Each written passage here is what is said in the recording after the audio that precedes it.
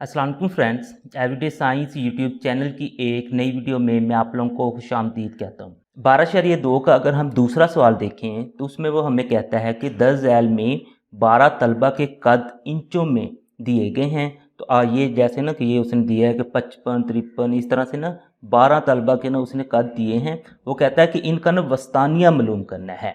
तो वस्तानिया जो हमारे पास होता है वो होता है कि दरमियान वाली रकम है ना वो हमने मालूम करनी है। तो वस्तानिया मालूम करने के लिए सबसे पहला जो काम आप लोगों ने करना है वो ये है कि ये जो आप लोगों को ये जो सारी रकमें दी होंगी इनको ना कि तरतीब लगा के लिखना है। और तरतीब हमने कौन सी लगानी है? तरतीब सऊदी, यानी कि इन सबको हमने ना तरतीब सऊदी में लिखना है।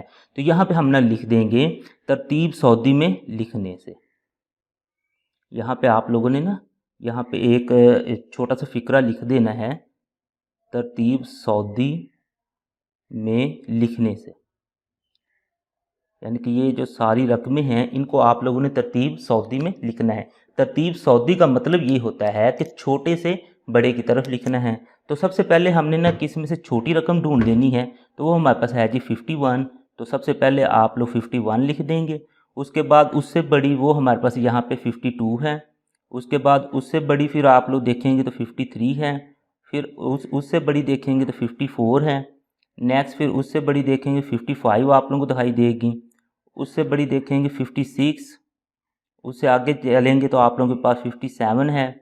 नेक्स्ट फिर देखेंगे 58 है। उससे आगे चलें तो हमारे पास 60 है। नेक्स्ट फिर हमारे पास 61 है और 62 है और उसके बाद हमारे पास 63 है।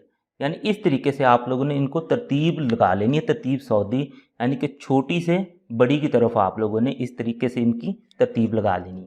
अब तरतीब लगाने के बाद नेक्स्ट जो काम है आप लोग ये देखें कि इसकी ना टोटल जो हमारे पास रकमें हैं वो हैं कितनी।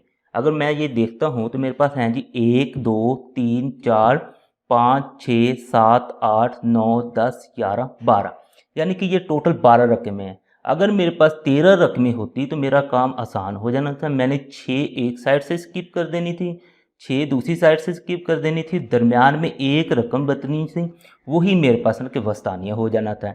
लेकिन अब इस केस में क्या है कि टोटल मेरे पास ना कि 12 रकमें हैं। अब अगर मेरे पास 12 रकमें हैं तो इसका मतलब है कि मैं 5 एक साइड से 1, 2, 3, 4, 5, यानी कि ये वाली जो हैं ये एक साइड से स्किप कर दूं और 5 दूसरी साइड से 1, 2, 3, 4, 5।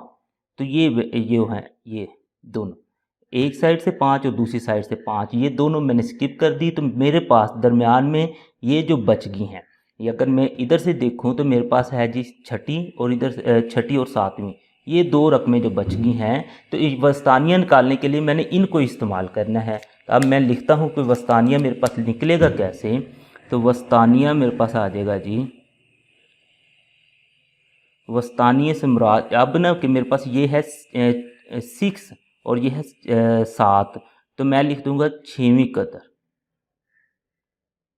अगर आप लोगों के पास 5वीं आ जाए तो 5वीं कदर लिख दें, 7वीं आ जाए तो इस तरह से 7वीं कदर ये लिखेंगे और बटे में आप लोगों ने 2 लिख देना है।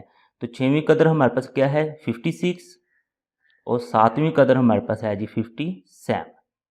तो बटा हमारे पास 2 है, यानी इन दोनों को आप लोग जमा करें, जो जवाब आ जाए उसको 2 पे तकसीम कर देना है। अब हम ना किन दोनों को जमा करते हैं 56 और 57 को, इसके लिए कैलकुलेटर का इस्तेमाल कर लेते हैं।